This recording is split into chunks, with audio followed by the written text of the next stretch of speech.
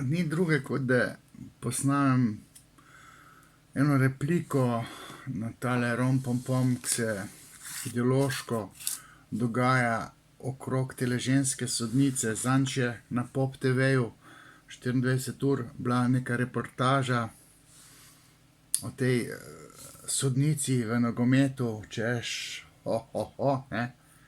Tam še neka zadnja utrdba moškega mačizma je sesuta.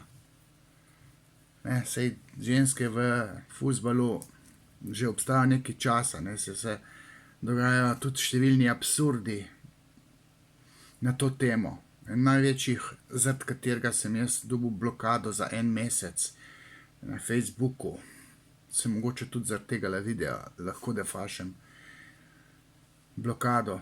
Največjih absurdov, ki si jih ovekovečil v obliki linka na neko tekmo U14, under 14 let, kadeti so to, kjer je v turški neki ligi Galatasaray, vem, da je en klub, ki so te kadeti igrali, in nekdo je po nesreči padel, ženska sodnica je piskala penal, ki ga ni bilo, in tisti, ki je padel, je rekel, ni bil penal.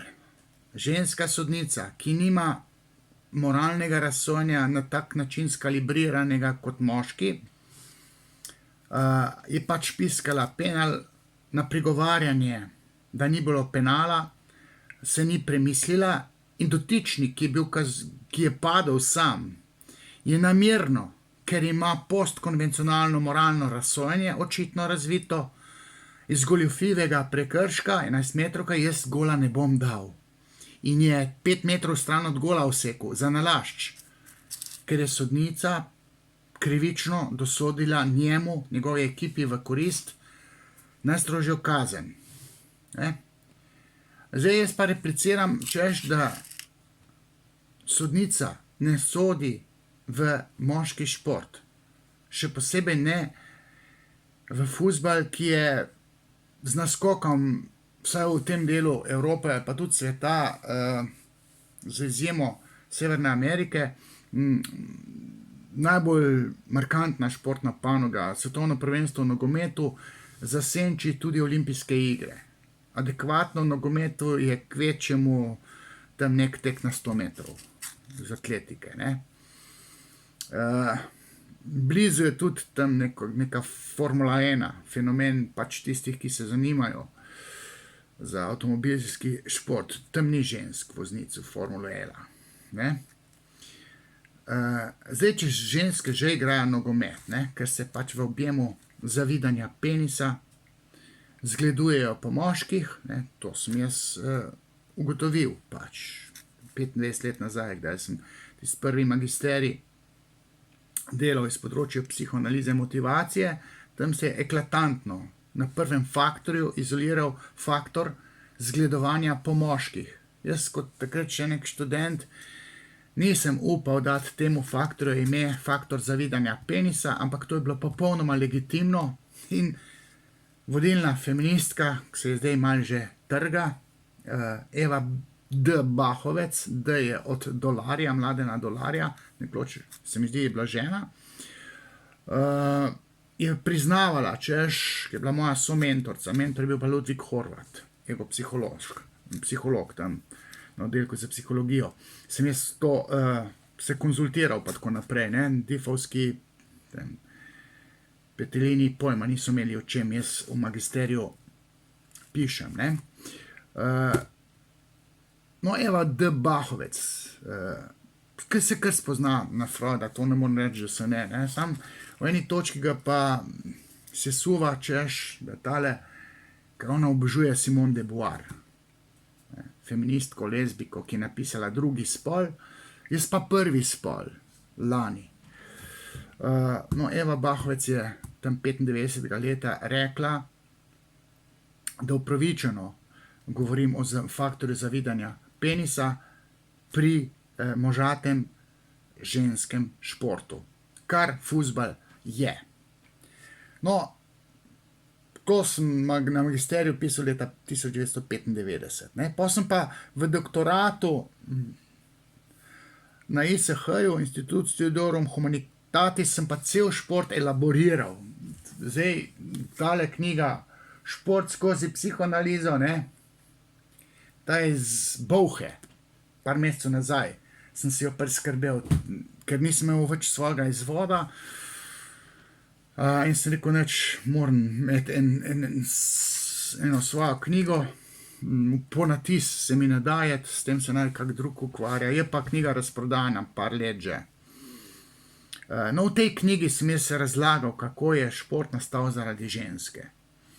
V antiki ženske niso smele prisostvovati nobenemu športu na olimpijskih igrah.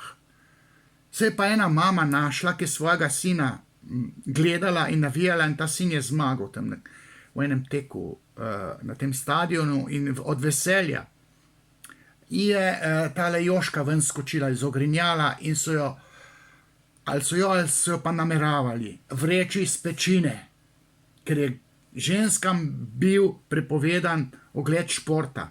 Ne? Ker šport je eno samo teoretsko gledano kurcemirstvo. Kdo bo boljši? Kdo bo imel privilegij v ženski želji? Zmagovalec. Ampak ženske se v tem kurčenju ne smejo pojavljati. Ok, so lahko navijačice, ne morejo pa biti razsodnice. Ne morejo one govoriti, koliko ima kdo lahko dolgiga.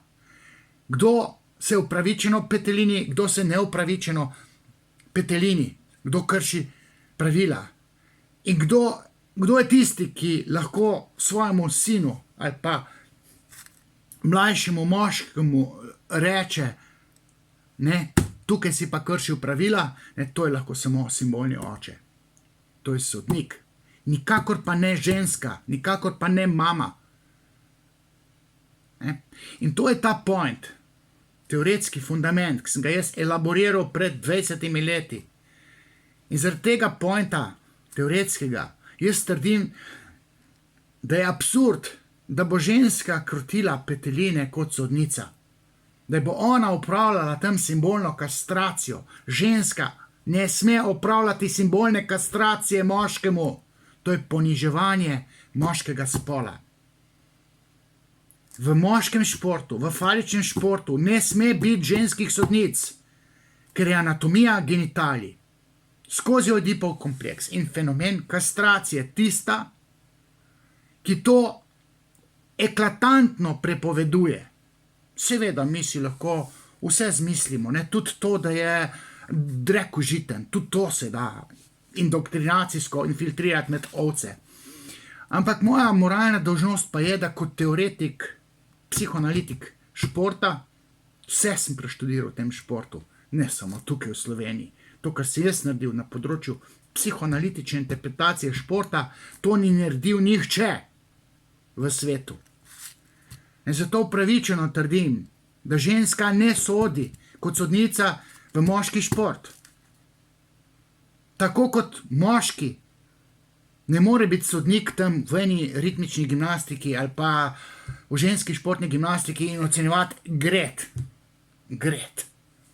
ki je ekskluzivno žensko orodje. Pač bil sem trener v gimnastiki, pa tam vem, kako se stvari dogajajo. Gred se je vzpostavila, ker so se ženske želele kazati svojo lepoto.